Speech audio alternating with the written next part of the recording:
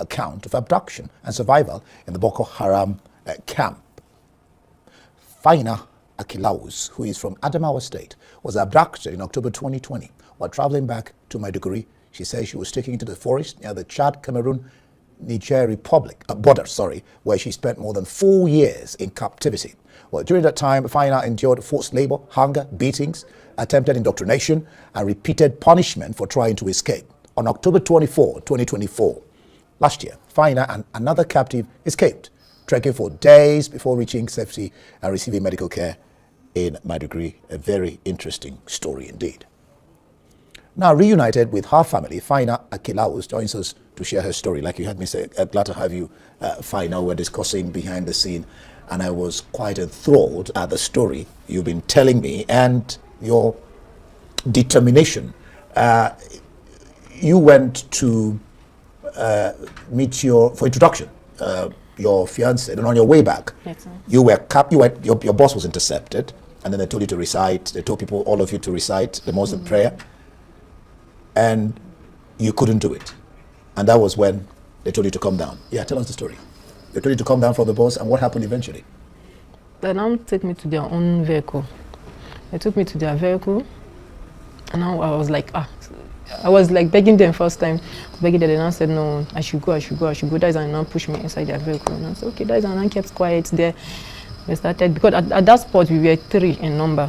That came down from the bus? No, from different vehicles. Okay. We were 3 that were captured. But you were the only one from your own bus? Yes. That was a Christian? Yes, I was the only one in my own bus. So that is how they now captured the 3 of us in different vehicles. They now started taking us to their forest then. So we did 2.5 days. We started the journey on Monday. That is that 19 October 2020. So we started the journey in 1920, then 21. We arrived to their camp. So when we get there, we met with their boss, and he was telling us that he asked our name and everything. He did a video for us that very day. He said people should do a video? Yes. That very day. For the federal government? Yeah, not the very day, after 3 days. Okay. That very day we met, he just snapped us and asked our names, where we are from. We now told him, that's okay. So after 3 days, he now came back and said, okay, now we have to plead for the federal government for our release so that they will support us and give it. When we tell them of our own background, they said, then they said, that I know your family will not pay the kind of money we want except the government. And I said, yes. And I said, we now make the video. We did that video. We were even expecting them to tell us, okay, government has settled us, so this, that. No, we waited for how many months? Up to 7 months, nothing. They didn't send it to government eventually? They didn't send it. I don't think they sent it, because if they send it when I came out, people will say it now. Nobody said about it. Nobody says anything. We were like, okay. Because even when the place was silent, they are not even telling us anything. They will just keep us. We were just inside one of their room like that, their cage. I will just call it like cage. So we're just inside. They'll just come and preach as usual. People should Islamize, though.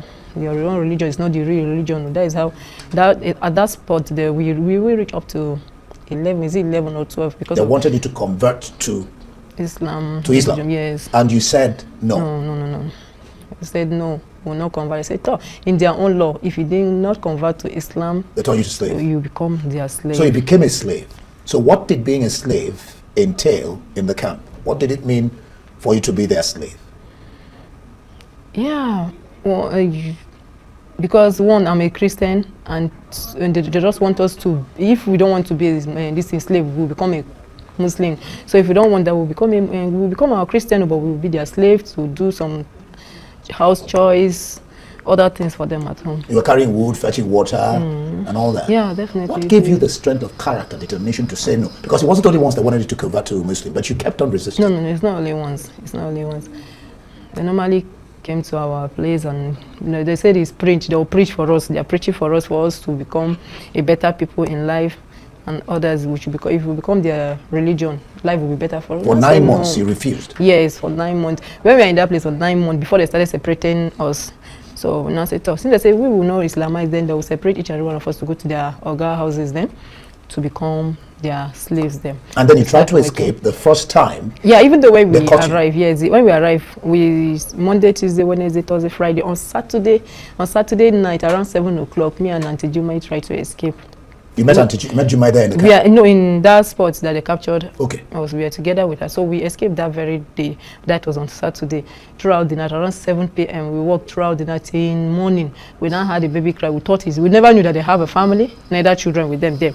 So we now had a baby voice. We thought it's all those Fulani men, and maybe it's them that they used to raid their cow close. So we just did salam alaikum and enter inside. When we enter inside, the people now came out and saw us. They started shouting because their way of dressing with ours is different. So then they started shouting, "Who are those people?"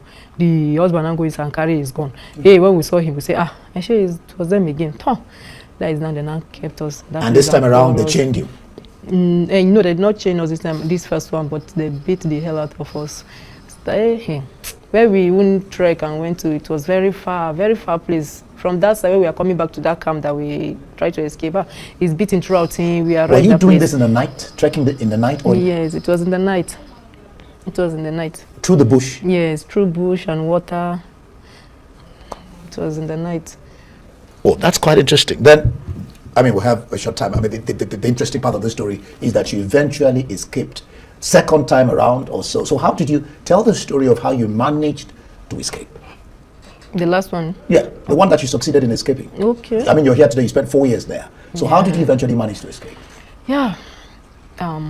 With God, all things are possible too. We prayed over it and God have mercy on us because of like me. I tried to escape once, 2, 3, 4. This is the 5th time I succeed. Yes. And on each occasion they caught you? Yes, they caught me. If they caught me, they would tie my legs with chains, with this motor ring. Them. You weren't afraid trying to escape and being caught again?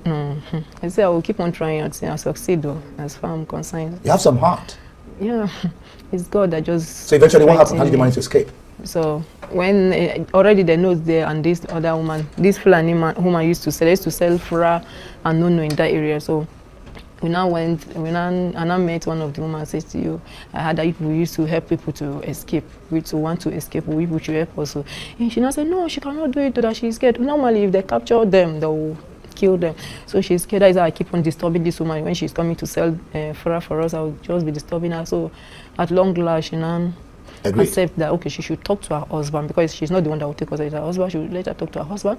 When she talk to her husband will know what to do. You told me that you people had to pay 250,000. Yeah. And I was asking you, how did you get 250,000 in the camp? Yeah, we saw some of their things then. And our own things that we bought there. Just sometimes they used to give money. So we just did it, and so sometimes we used to save the money that they give us. We just save it because we used to hear that these people used to if you met better person, they will now help you and escape. Even though themselves, if you met them themselves, the good ones that will show you the way to. But you have to pay money. Everybody to his own amount of money that you want. So that is how we now keep on saving money too. We keep well, fine. We don't have all the time. I wish I could have had more of the story. And then you lost your brother, who is a soldier, to the same year before you that April traveled. Yes. So sorry, but we thank God that you're alive, you're well, and of course your fiance that you went to the introduction had already married even before you came out. It's all right. We trust that, and you were even doing business. Are you back to your business before I let you go now? Yeah. You're back to your business. Assist me. Yeah. All right. All right. Thank you so much, Faina Akilaus. We just pray that you get your life back together again after God has shown you mercy. Thank you for being on the program. Thank you.